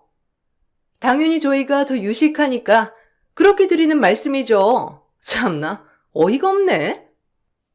뭐 웃긴 놈이 성낸다고. 중졸 형님 열폭하시네. 어이없어라 진짜. 형님 애들을 위해서라도 검정고시라도 따세요. 창피하니까. 그래, 너희들의 본성이 그거지? 서방님들도 아시니? 너희들이 이런 인간이라는 걸? 인간 같지도 않은 것들. 뭐든지 너네만 잘났지? 평생 그냥 그러고 살아. 너네 위엔 아무도 없다는 듯이 그냥 아나무인으로 말이야. 그게 너네한텐 딱이니까. 정 그 말을 끝으로 주방에서 나와 서방님들에게 빨리 오라고 전화를 하며 동서들을 데려가라고 소리를 지르기 시작했죠.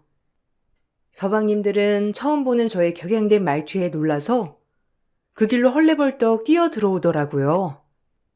시동생들이 뛰어 들어오자마자 사태 파악을 한 뒤 동서들 귀퉁이를 쫙쫙 갈기면서 말하더라고요. 솔직히 동서들한테 전혀 미안하진 않았습니다. 절대로요.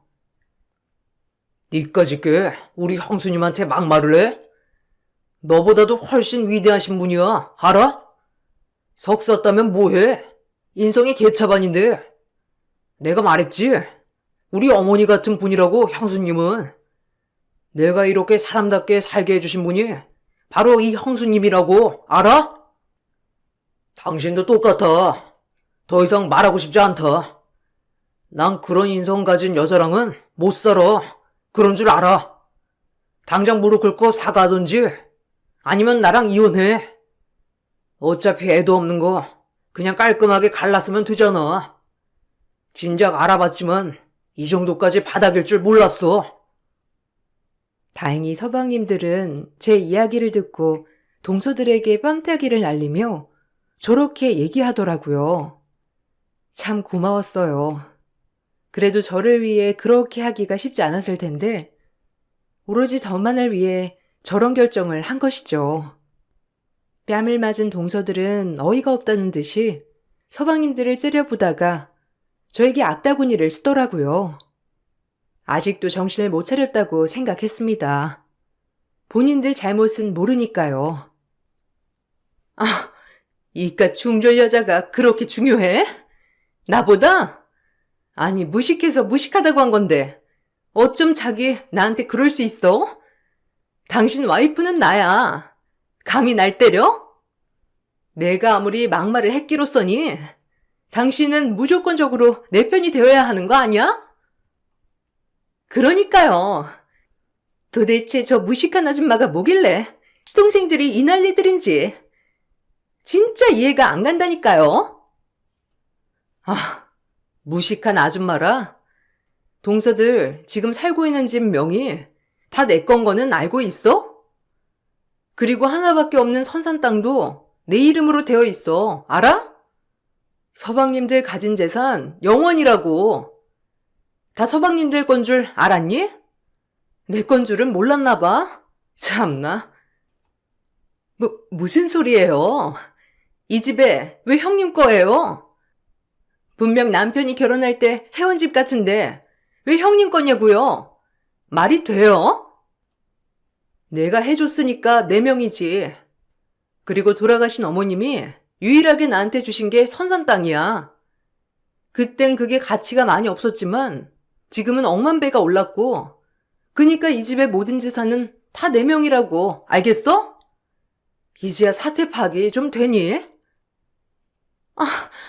아니 전 그냥 둘째 형님 하자는 대로 했을 뿐이에요. 저희 석사까지 나왔는데 중졸 형님한테 잔소리 들어야겠냐면서 그렇게 꼬셨단 말이에요. 제가 어디 형님한테 그러고 싶어서 그랬겠어요? 제 마음 아시잖아요, 형님. 여보도 알잖아. 입 다물어. 너희들 다 똑같아. 절대 용서는 없어. 서방님들 내 말이 차갑게 들릴지 모르겠지만 이 여자들은 아닌 것 같거든요. 이혼을 하던지 집에서 나가던지 마음대로 하세요. 전 더 이상 못 참겠네요. 정리할 거 아님 이 집에서 다 나가주세요. 사실 어머님이 돌아가실 때 저에게 고맙다고 남겨주신 유산 하나가 있었어요. 그것이 그땐 팔리지도 않고 애물단지 선산 땅이었죠. 좀 지나서 땅값이 오르면서 정말 떼돈을 벌게 되었죠. 시동생들은 이 사실을 알고도 그동안 제가 고생한 걸 알았기 때문에 모든 걸 다 저한테 위임한 상태였고요.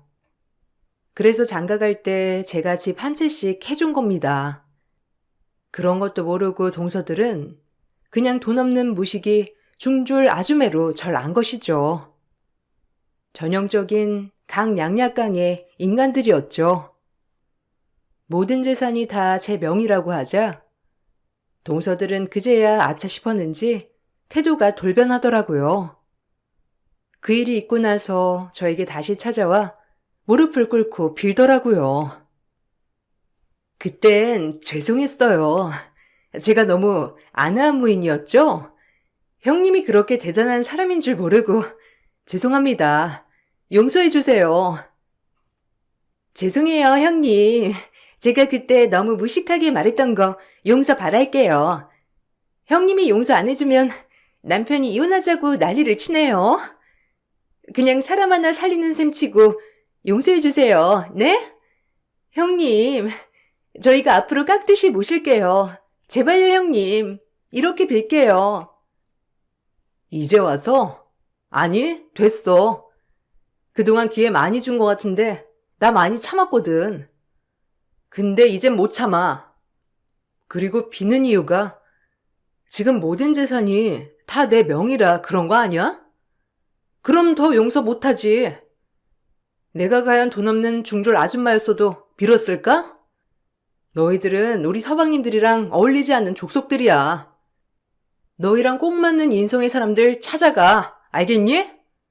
상대할 가치도 없으니까 그만들 돌아가. 제발요, 형님. 저희 보고 갑자기 이러시면 어떡하라는 거예요? 그냥 눈 한 번 감고 용서해 주세요. 좋은 게 좋은 거죠. 뻔뻔하게 용서를 구하는 동서들이 용서가 되지 않더라고요. 전 그렇게 용서하지 않았습니다. 서방님들은 그런 인성을 가진 동서들이랑 살지 못하겠다며 이혼을 요구했고요. 동서들은 끝까지 이혼을 못 해준다고 하다가 결국 합의이혼을 하게 되었죠. 다행히 서방님들 앞으로 재산이 없어서 재산 분할이나 이런 것들은 없었어요. 아이들도 없었기 때문에 이혼하는 데는 문제가 없더라고요. 서방님들이 괜히 이혼을 하게 되어 제 마음이 너무 좋지 않았지만 오히려 그런 저를 위로하더라고요. 동서들과 이혼 후 전 제 집 명의를 서방님들에게 돌려줬습니다. 참 이러려고 제가 집 명의를 제 이름으로 갖고 있었나 싶더라고요. 인간들 걸으라고요. 그때도 진작 해줘야지 했지만 이제서야 해주게 되었죠. 서방님들은 한사코 자기 몫들이 아니라고 거절했지만 그래도 이렇게 해주는 게 더 제 마음이 편할 것 같더라고요. 남편도 그런 모습을 보고 흐뭇해 하였고요. 남편은 그동안 제가 고생을 많이 해서 모든 경제권을 제가 가지고 있는 것에 대한 불만이 전혀 없는 착한 사람이었거든요. 형수님, 너무 죄책감 갖지 마세요. 형수님 문제 아니더라도 문제가 많았어요. 사치스럽고 교양 없고. 저도 쌓이고 쌓여서 한 결정이니까 너무 본인 때문이라고 생각 안 하셨으면 좋겠어요. 문제의 발단은 그 사건 때문이지만 그 덕분에 정말 사람 보는 눈이 뭔지 알게 되었고요. 그러니까 혹시라도 너무 자책 안 하셨으면 좋겠기에 말씀드려요. 형수님 때문 아니니까. 맞아요. 저희가 겪어보고 결정한 거니까 형수님은 진짜 걱정 마세요. 혹시라도 착한 형수님 본인 때문일까 자책하는 거 아닌지 괜히 걱정이 돼서 말씀드리는 거예요. 형수님은 저희 어머니 같은 분인데 그러시지 않았으면 좋겠어요. 고마워요. 그렇게 말해줘서. 내가 너무 미안하기도 하고 내가 잘 배웠으면 그러지 않았을 텐데 학력 때문에 참. 그래도 서방님들이 이렇게 배려해줘서 말씀해 주시니 더 고마워요. 그래도 마음에 많이 쓰였는데 조금 가벼워졌네요. 서방님들이 언제 이렇게 컸는지 참 고맙더라고요. 어머니 같다는 말에 눈물이 왈칵 쏟아졌습니다. 그냥 내 자리에서 열심히 살았을 뿐인데 그렇게 생각해 주니까 너무 고마웠어요. 그리고 동서들은 이혼을 하고 서방님들에게 저에 대한 원망을 쏟아냈다고 하더라고요. 역시 사람은 고쳐 쓰지 않는 것 같다고 느껴졌죠. 중졸이라고 매번 무시만 하던 동서들에게 더 퍼붓지 못한 것이 한이 되지만 그래도 지금은 모든 가정이 제자리를 찾은 것 같아 마음이 놓여요. 서방님들도 시간이 지난 뒤 좋은 동서들을 만나 재혼에 성공했답니다. 다행히 지금 동서들은 얼마나 착하고 따뜻한지 몰라요. 오히려 지금 동서들 덕분에 집안이 더 돈독해진 기분이에요. 이젠 서방님들도 아이를 낳고 가장으로서의 삶을 살아가고 있어요. 저도 딸들이 다 성인이 되고 이제는 딸들이랑 데이트도 하면서 옛 이야기도 하고 남편이랑 알콩달콩 살고 있답니다. 착한 남편의 토끼 같은 자식들, 그리고 친동생 같은 서방님들, 딱 이렇게만 앞으로도 지냈으면 좋겠는 마음이에요. 힘든 나날들도 많았지만 제가 잘 살아온 것 같아서 뿌듯한 인생이더라고요. 여러분들 앞날도 행복만 가득하시길 바랄게요. 감사합니다.